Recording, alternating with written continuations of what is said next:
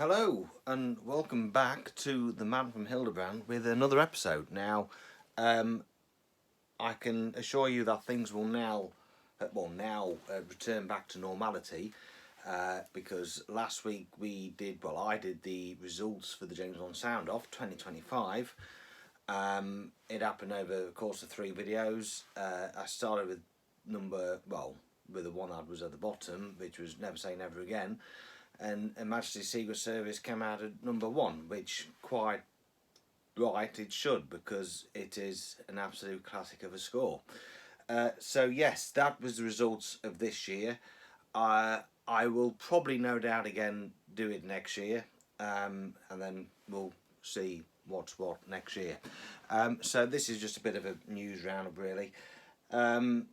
So yeah, we've had a little bit of development on Bond 26. Nothing significant, nothing surprising. But I will do a bit of a news roundup as of, kind of in order. So the first thing is that I believe that the Thunderball expanded edition from La La Land has now been released. I've received mine and I absolutely love it. There is, quite a... It's a bit like the Moonraker sort of case where there is bits of music which was written but wasn't used in the actual film, and I'm sure there'll be somebody on YouTube which will then put them pieces of music in the correct scenes. And yes, so there was that, plus there was a lot of material which wasn't even on the original 2003 Lucas Kendall edition. So yeah, it's an absolute gem. It's a fantastic score. I kind of think, okay, Goldfinger is where it all came together for Barry. It was Barry's best, but I kind of think Thunderball is just pure example of what Bond music should be. It's got everything. It's got tension, drama, sleaziness, suspense, action, everything. And you've got the Bond sound. You've got that brass. The muting of the brass, the strings, everything. It's a really fantastic score. So yeah, I'm really pleased with what La La Land have done with it.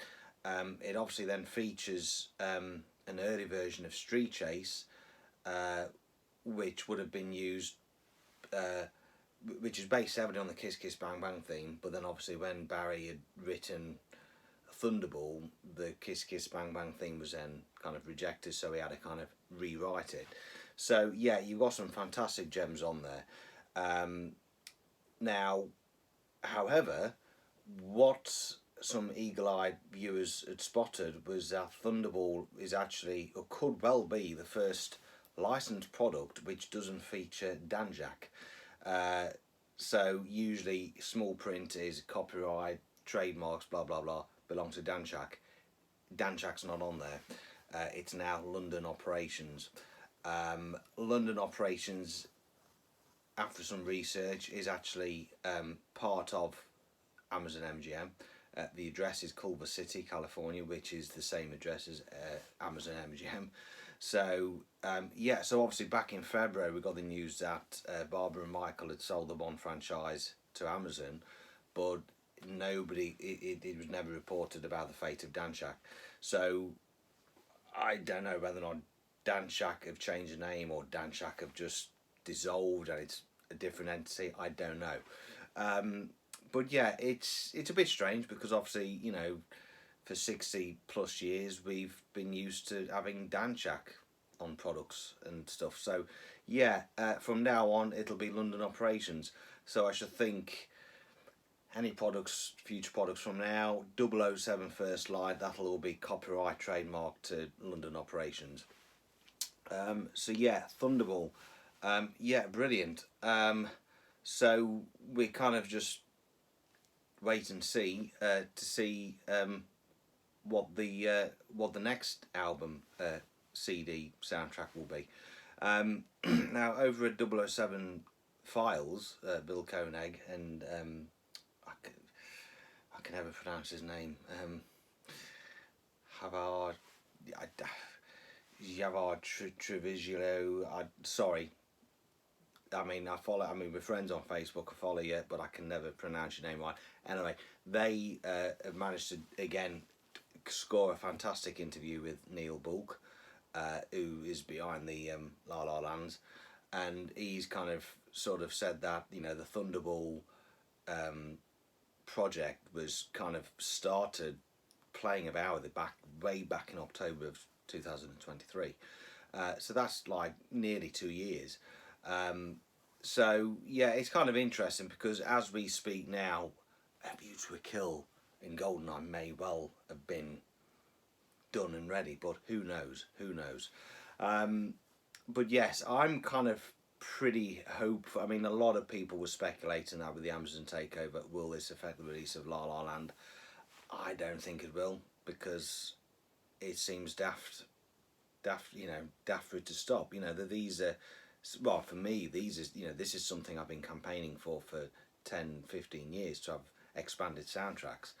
I even did a For Your Eyes, For Your Ears Only page on Facebook, which I haven't really done much on there since, but I actually did a petition. I had about 3,000 signatures. I sent it to Eon, never got a response. There was a lot of sort of mixed review, you know, mixed responses. People claiming that Eon just weren't interested because there wasn't be enough money made for them. Another person said, yeah, it'll never happen, blah blah blah. Well, guess what? It's happened. So yeah, there's definitely a market out there. I mean, even Lala said that they'd rather release 5 or 6 Bond titles a year and make money than not make money by releasing other titles. So there is a huge market. There is a huge interest in the expanded scores of the Bond films. So it would be absolutely crazy for them just to pull the plug on it. So yeah, Thunderball, that's been and gone. Absolutely love it. What now? Last week, Deadline had reported that Denis Villeneuve will start casting the new Bond back end of 2026, 2027, after he's done Dune 3, which is totally plausible. I mean, quite frankly, it's fucking obvious. You know, I mean, Dune 3, you know, I mean they are massive films. That's going to, you know, take all of his energy. As soon as that starts post-production and Denis Villeneuve can step back a bit, then he will start looking, and then he'll start planning on, you know, Bond 26. So yeah, that's what Deadline reported. But they also reported that they were looking at a young, unknown actor within the British Isles. Now, you know, take that any which way you want to, but obviously, you know, they haven't been specific. I mean, I suppose if they said that they're going to look for a wide male actor, they will get absolutely rinsed because, you know, woke or whatever. Now, probably a couple of days after that, I can never remember his name. Baz Bomboy, I don't know. He's a journalist, film person, works for the Daily Mail. He is in the past. I can remember first being. I can remember him getting a good scoop on Casino Royale back in 2006, and he kind of sort of wrote about what because he'd been read the script, and he kind of gave a bit of a brief outline of what was happening, and that. So when I see his name, it's pretty accurate. You know, there's no bullshit. It's not make believe. There is some good, solid truth to what he says, and he basically said the same thing, that they're looking at a 2028 release for Bond 26. You know, and Stephen Knight is, you know, currently writing the script. He is taking inspiration from the earlier Fleming novels, and is looking at kind of sort of Bond's naval career. So this is probably, could be like another origin story before he kind of went into MI6. Again, whether or not this is going to be a trilogy of films or if it's just a one-off, I don't know. The fact that David Heyman and Amy Pascal have only been signed up to one film, I don't know. It's there's been no mention that they signed up to 3 or 4 films. It's just it might be just a one-hit wonder. So yeah, they kind of sound like they're exploring kind of Bond's naval past, which isn't the first time this had been toyed with. I mean, don't forget, an early concept for the Living Daylights, before we got the film we did, was that Michael Wilson, Richard Maybaum had sat down and wrote a script about a very young Bond just coming out of the naval, and I think it was Bond's aunt Charmaine was kind of new M, Sir Mars Meservey, and that's how Bond had gone into the service. So that was an idea that was floating around. Cubby didn't like the idea, so they never went with it. So having that origin story and kind of exploring Bond's naval history has always kind of been there. Now, I kind of said this before, that when we first saw the trailer for 007 First Light, I'm thinking, shit, that's Bond 26 right there. What the fuck are they going to do now? Because how I envisioned Bond 26 was basically 007 First Light. Again, that kind of explores sort of his kind of younger days, is past, and even that's before it becomes a 00. So I'm thinking, oh wow, Amazon and crew have got the work cut out here, because I've got to try and sort of either be a little bit different from that and sort of kind of not kind of be very similar. They've got to be kind of different to what IO Interactive have done. I mean, Steve, I mean, I've got, unfortunately, things change. I mean, we know with No Time to Die, I mean, we had Danny Boyle and John Hodges attached to the project. That soon went tits up. So, unfortunately, things can change. I'm certainly intrigued to know what Stephen Knight will bring to it. And yeah, I mean, the biggest question is, now it's Amazon, will it be totally different? Look, will we still get the gun barrel? Will they totally kind of give us a totally new sort of style Bond? I hope not, because to me, that's what Bond films, Bond films are known for: the gun barrel, the title sequence, pre-title sequence, that formula. That's what makes them how they are. But yeah, I mean, obviously they, the biggest challenge is that they have got to appeal to today's generation, today's, new audience. And it kind of always amazes me, because, I in the past, I have worked with a lot of young lads. I have had a lot of apprentices under me and stuff, and we get talking. And I'm absolutely amazed with these young lads. When you say James Bond, they just think of Daniel Craig and his 5 films. They don't know anything about what went before that. They don't know Sean Connery, they don't know Pierce Brosnan, they don't know Roger Moore. They don't know the 60-year history.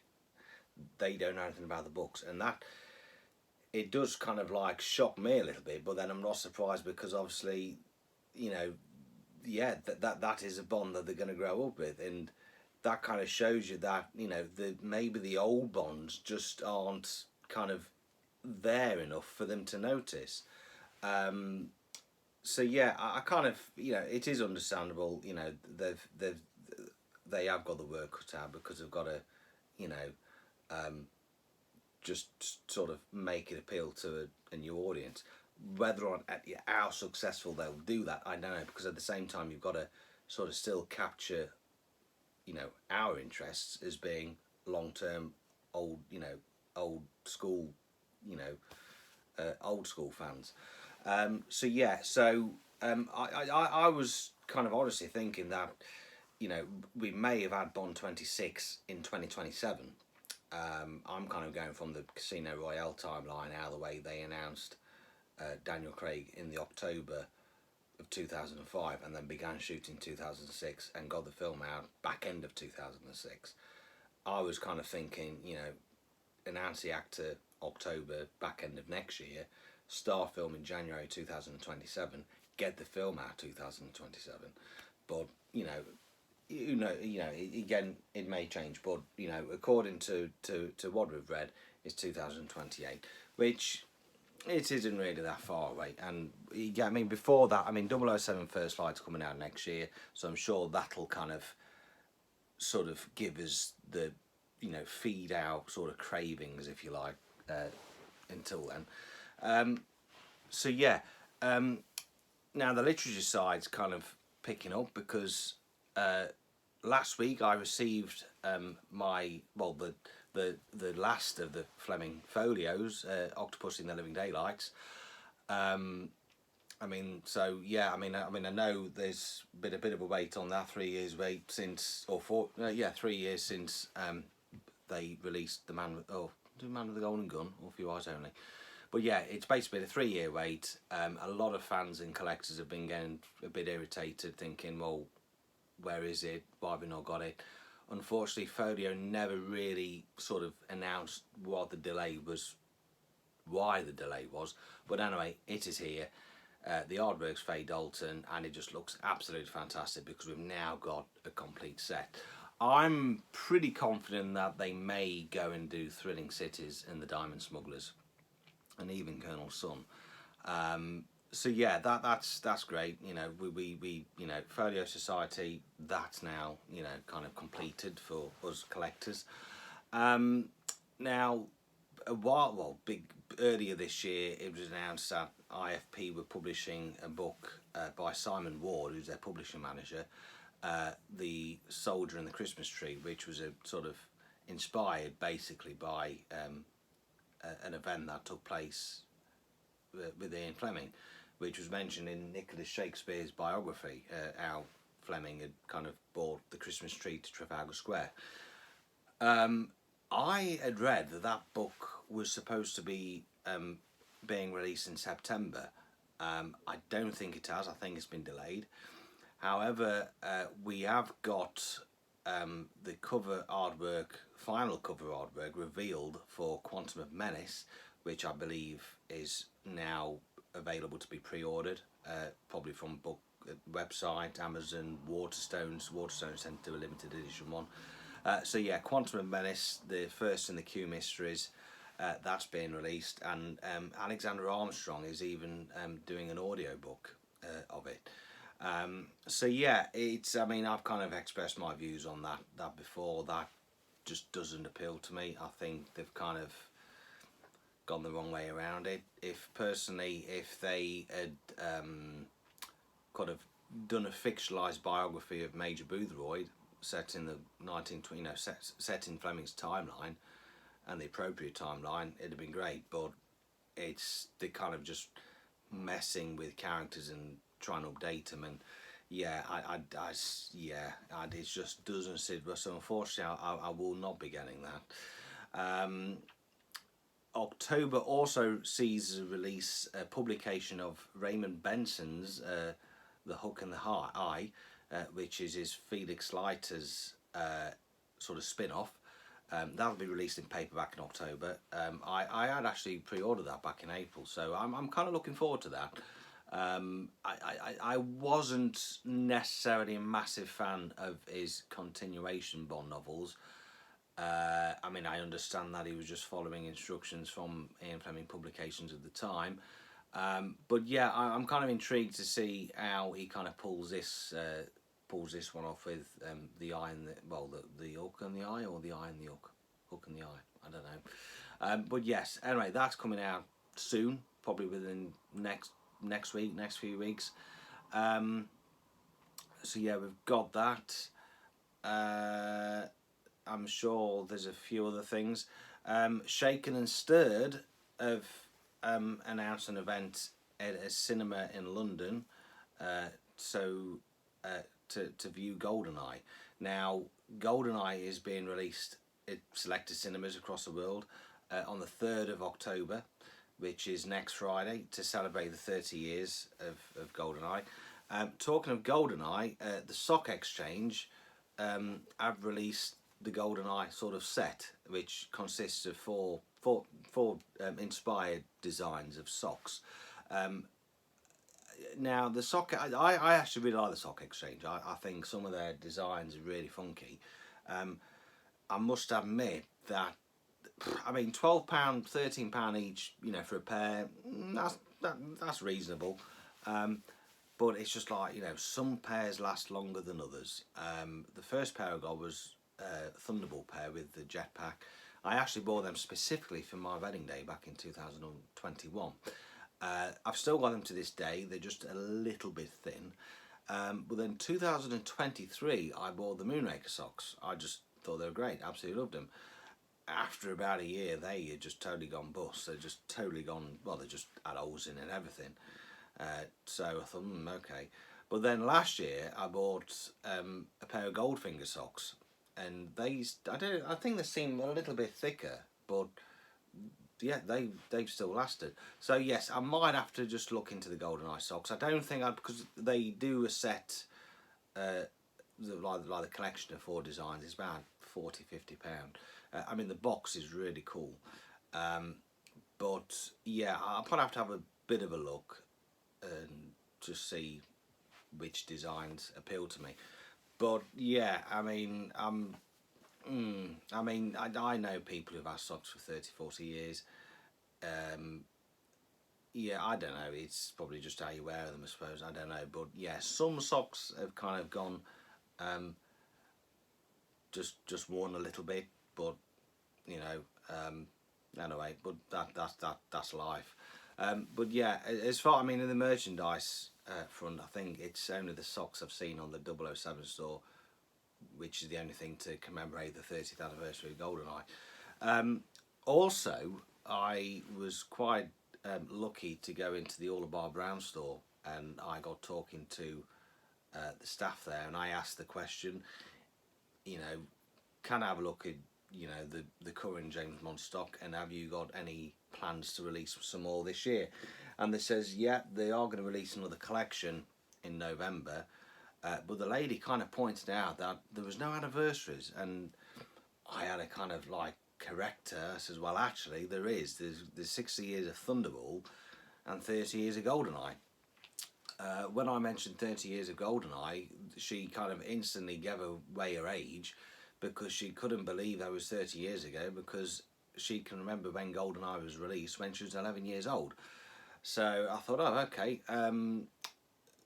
But yes, even though she said that, I mean, she couldn't tell me what designs they had, but she was pretty adamant that there was no anniversaries. I thought, well, yeah, I'll be very surprised if All Bar Brown don't release clothing this November that isn't inspired by Thunderball, A View to a Kill, or GoldenEye. So yeah, and I'm sure NPeel might do, you know, the odd bit. Nothing new from Amiga, even though at the beginning of the year I kind of did talk about a Seamaster, a rose gold Seamaster, which was probably believed to could have been the 30th anniversary for GoldenEye. I don't think it is. They may release one, because not only is it 30 years of GoldenEye, but it's also the 30 years of collaboration between Bond and Amiga. So I'm sure there'll be something a little bit special out there for watch collectors. But yes, in terms of this week in Bond news, I think it's pretty quick. I say, I mean, there's nothing, you know, significant. I mean, you know, in returns of Bond 26, you know, they're just basically telling us the bloody obvious. You know, it's, you know, obviously Denis Villeneuve isn't going to start looking until he's wrapped up on Dune, which will be mid next year. So yeah, who they will cast as Bond, I don't know, but it's you know, it will be British. It won't be American. It'll be British. They haven't mentioned. I don't suppose they can mention if it's going to be white, because they'll. I mean, the actor may be white, but they ain't going to specifically say that, because they'll then get bombarded with being racist and this and that. So yeah, using the term British Isles is probably the safest option for them, but it's also open to a lot of interpretation. But you know, we'll just have to wait and see. It's I mean, obviously Amazon now are doing the Harry Potter remake TV series, which quite frankly is as fucking pointless as the HS2. I mean, I'm not a massive Harry Potter fan, but I've enjoyed the films, and there's fuck all wrong with them films. You know, those films are pretty faithful to the books. All the characters match the descriptions of J.K. Rowling. You know, my wife, she's a fan of Harry Potter. She's always said that when she's read the books, who they've cast as the characters have pretty much ticked the imagination. You know, she pretty much visualizes what they were. The fact now that they've cast a black Snape and there's now rumours of having a female Voldemort, why? You know, why? You know, plus Harry Potter, you know, it's not worthy of a remake. It's what, you know, it's the first film came out just over 20 years ago. The last film came out just about 15 years ago, 13 years ago. It just flat out doesn't warrant a remake. You know, today's audience can still relate to that. You know, it's probably one of them things where Harry Potter will never become timeless, will never become dated. So how Amazon of doing that, it's just, to me, it's just a waste of money. I mean, yeah, you know, I'm not going to see it because why should I? You know, because there's no point. But yeah, it just seems absolutely ludicrous. It seems a complete waste of money. So yeah, what they are doing with Harry Potter kind of makes you a little bit skeptical. But at the end of the day, it's down to David Heyman and Amy Pascal. And I'm pretty certain that there would have been stipulations in the contract, what Barbara and Michael would have said, you know, set out. And yeah, I think, you know, Barbara and Michael, they'll still have something financially, you know, they will still receive a bit of profit from it, I'm sure. So yeah, we'll just basically just see how it goes, really. You know, we can just hope and pray. So yeah, I mean, in terms of news, there hasn't really been much news kind of out there. So yeah, we'll see. I mean, I do know that the James Bond Hot Toys, they've gone a little bit quiet, so we might hopefully see a few of them next year. I know they kind of released a Daniel Craig one, and I wasn't really that impressed, to be fair. It kind of got the eyes wrong, but you know, we'll see. But I'm you know, I'm sure, you know, news on other things will come out in the future. But anyway, that's just a quick roundup. And yeah, so that'll be it for now. I'll be back again when, I don't know. I mean, I'm hoping I can probably, now I'm currently sort of off sick, I'm kind of hoping that I can probably do these videos a bit more and just try and give you a bit more content, because I'm finding that if I leave them too long, when I do a news roundup, it's like, what's the point? Because all the news that I'm talking about has been out for 3 or 4 weeks, so there's nothing much to do. The idea is to try and, you know, keep you fresh on what's been announced and what's out there, and, you know, try and sort of give a sort of direct, straight response. You know, filter all the crap, you know, what is seen in the media and the tabloids, and just try and give a solid opinion on stuff, basically, and just try and just basically just filter the fucking bullshit. So yeah, it's, you know, we've got, I mean, I'm pretty certain that in relation to the release date for Bond, and when a Bond actor will be cast, I think is pretty accurate, is pretty plausible. And I say that Baz geezer, he's pretty solid on the stuff that he scoops. So yes, anyway, that's it for now. I'm just sitting here rambling like a mad hatter. But anyway, thanks again. Thanks for watching. Thanks for participating in the James Bond Sound Off. And I will be back shortly, soon. Who knows? Bye-bye for now.